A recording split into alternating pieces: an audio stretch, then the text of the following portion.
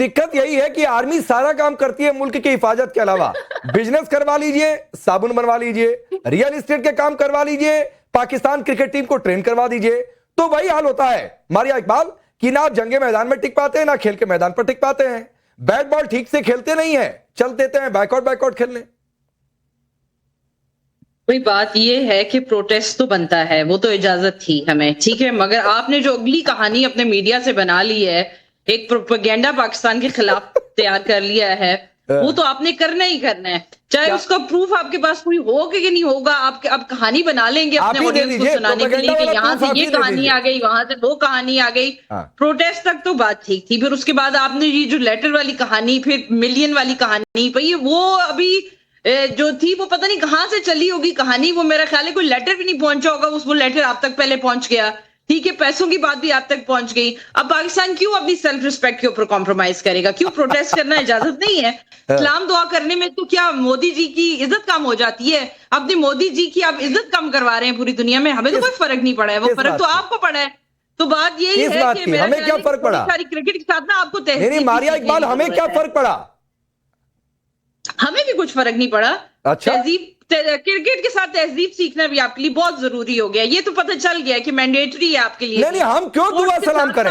सुनिए मारिया इकबाल, एक बहुत सीरियस नोट, फ्रैंकली आप समझिए, भारत पाकिस्तान के बीच हालात ऐसे नहीं है कि दुआ सलाम होगी। लेकिन एक चीज में एक्सप्रेशंस आलिया शाह आपके देख रहा था कि जब कह रही थी कि लेटर की बातचीत आपकी, आप बड़े आश्चर्यचकित होकर देख रही थी कि अरे ये क्या बोल रही है मारिया इकबाल। जी, इसकी वजह ये है कि ये जो लेटर की बात है, ये पाकिस्तान के पत्रकार जो कि स्पोर्ट्स को रिपोर्ट करते हैं वही बता रहे हैं। उन्हीं की तरफ से कहा गया है कि रात गए, और पाकिस्तान के मीडिया में भी ये पब्लिश हुआ है कि एक और खत लिखा गया, अपनी सी कोशिश की गई, इसमें कोई बुरी बात नहीं। अगर वो कोशिश कर रहे थे तो इसमें अगर लेटर लिख दिया, और इससे पहले भी उन्होंने कई एक लेटर लिखे हैं, तो इसमें बेइज्जती की कोई बात नहीं है। मुझे तो ये समझ में नहीं आ रही कि क्या आप किसी वलीमे में गए थे, आप किसी बारात में गए थे, किसी की बारात में गए थे शेरवानी पहन के कि आपने मुसाफा जरूर करना था, भाई आपने शेक हैंड, मुझे ये क्यों आप शेक हैंड के पीछे पड़ गए हैं? सबीन शाहबाज, ये वाकई जो बात आलिया पूछ रही है कि वलीमे में गए थे, क्या गए थे, हैंडशेक नहीं हुआ, इसको इतना दिल पर ले लिया, फिर वही बात आ जाती है, अरे बैट बॉल खेलने गए थे, खेल लेते ढंग से, वही खेल लेते। आपने कहा कि जी कंगली फौज है, कंगली फौज से ज्यादा क्या कर सकती थी, और इस फौज से हिफाजत के अलावा बाकी सब करा लो। मोहतरम, मैं आपको जवाब दूंगी कि 9-10 मई की जंग में जो कुछ हुआ, मेरा ख्याल है उसके बाद आप हमारी फौज को एटलीस्ट कंगला नहीं कह सकते। और हमारी फौज, अगर आप साबुन करवा लें, आप जो मर्जी कारोबार उनसे करवा लें, लेकिन मुल्क की हिफाजत कैसे करते हैं कि पाकिस्तानी फौज से बेहतर कोई नहीं जानता। अब आते हैं हम सियासत की तरफ। आप लोगों ने बात की आपने एक बात कही ना, पहली बात कि मैंने आपकी फौज को कंगला फौज नहीं कहा था, मैंने कहा था आपके बोर्ड को कंगला बोर्ड। फौज ही तो आपके पास, आपके पूरे मुल्क में फौज के पास ही पैसा है जो भी है, तो उसको कंगला कैसे बोलेंगे? मैंने ये कहा था कि आप साबुन बनवा लेते हैं, आप रियल एस्टेट के काम करवा लेते हैं, आप क्रिकेट टीम को ट्रेन करवा लेते हैं, और आपकी फौज आपके मुल्क की कितनी हिफाजत करती है मैडम।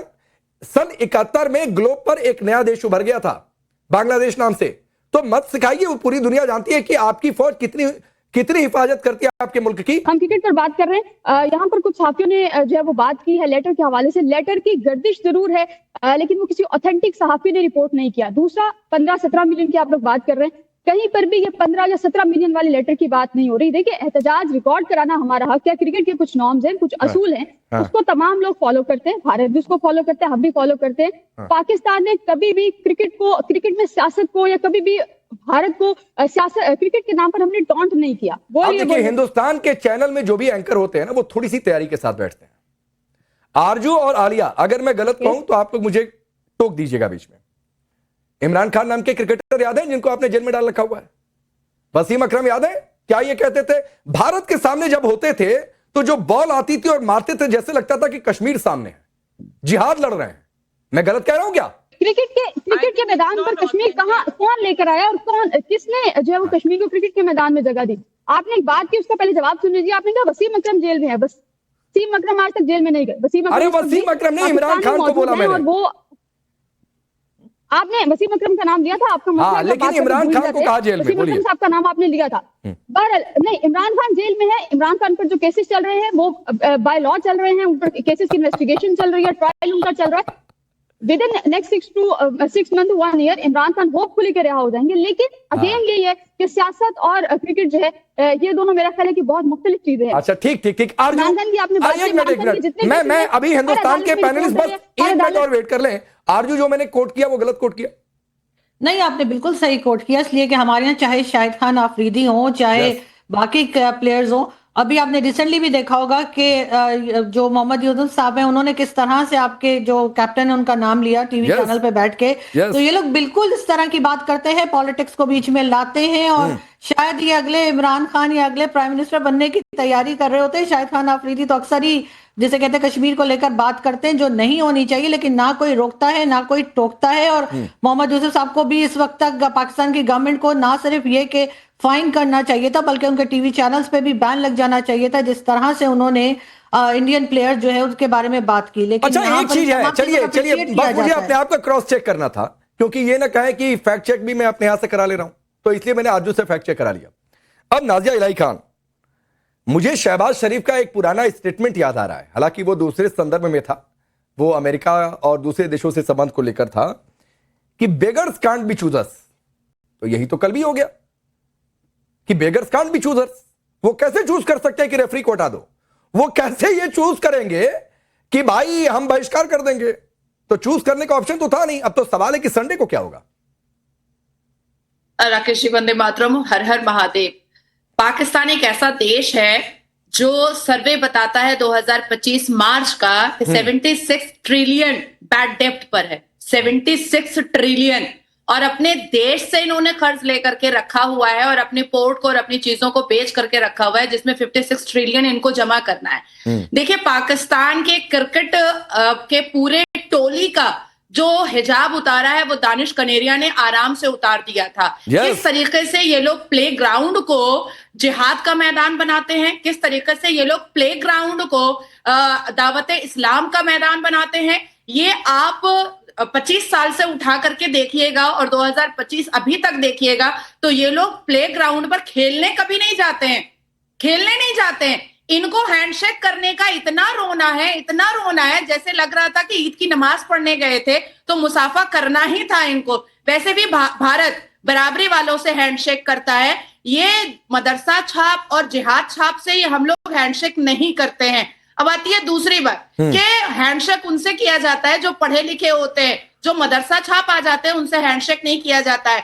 तीसरी बात कि भारत से हारना तो तय ही था, क्योंकि पाकिस्तान इतने कर्जे में है कि अपने क्रिकेट प्लेयर को ये लोग 26 इंच की टीवी पर ट्रेनिंग दिलवाते हैं। राकेश जी, ये लोग ग्राउंड पर उतार करके ट्रेनिंग नहीं दिलवाते हैं। इनके यहाँ बड़ी सी एक टीवी होती है और विदेश का एक कोच इन लोगों को टीवी पर ट्रेनिंग देता है। तो जैसे ही ये लोग इतना बड़ा ग्राउंड देखते हैं तो चौंक जाते हैं, हड़बड़ा जाते हैं और डूबते को तिनका का सहारा मिल गया कि हैंडशेक किया नहीं तो हम मुंह छुपा के चले जाएंगे। ठीक है, मैं इसके आगे बढ़ता हूं और आपको और थोड़ा सा जानकारी देते हुए सबीन शहबाज, फिर मैं रोहित जी के पास जाता हूं।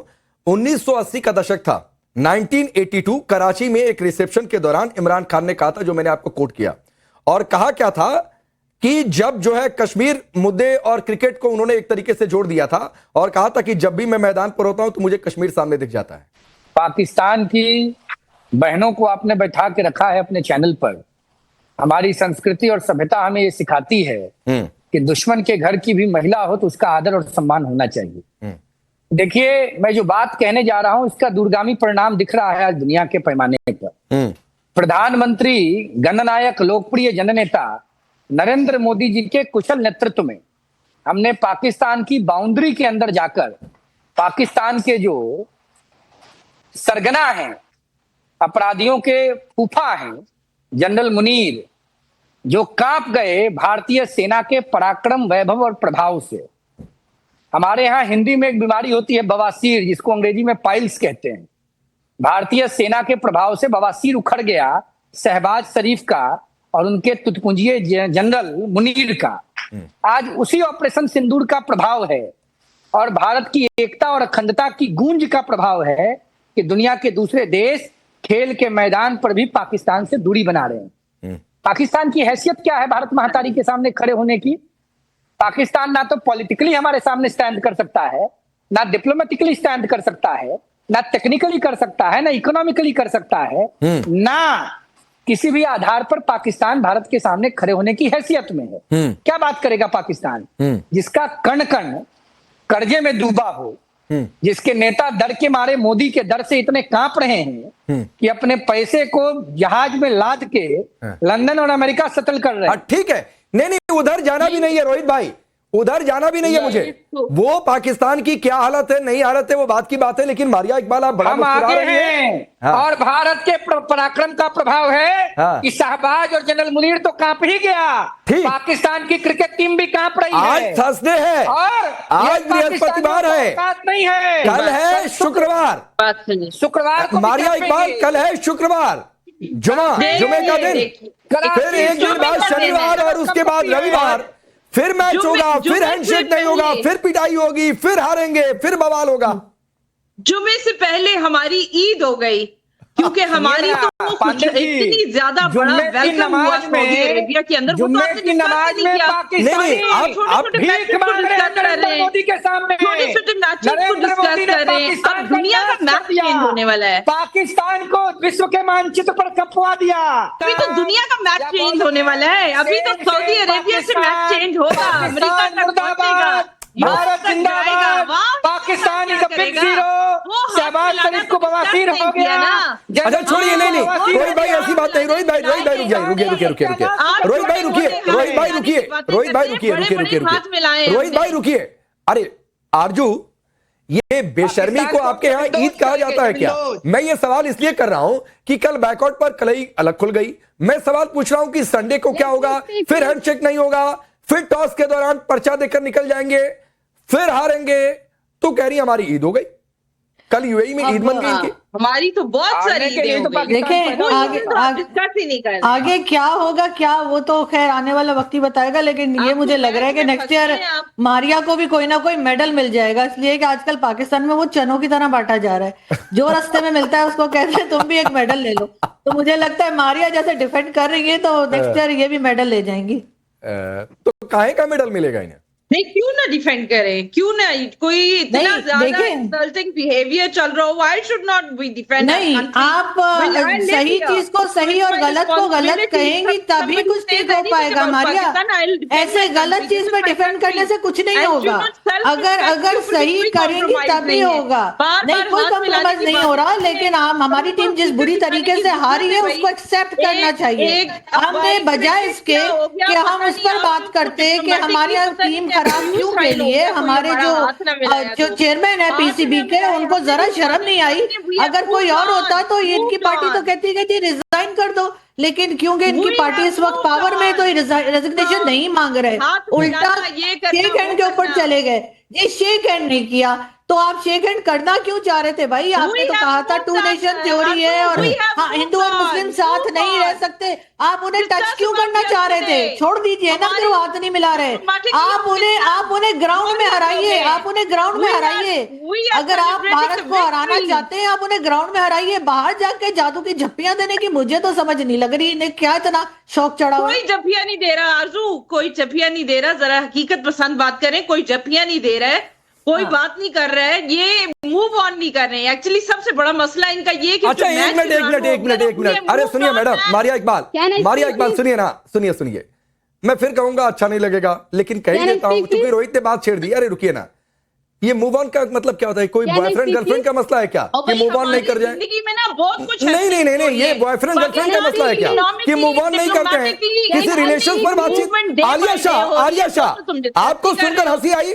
ये रिलेशनशिप की बातचीत हो रही है क्या कि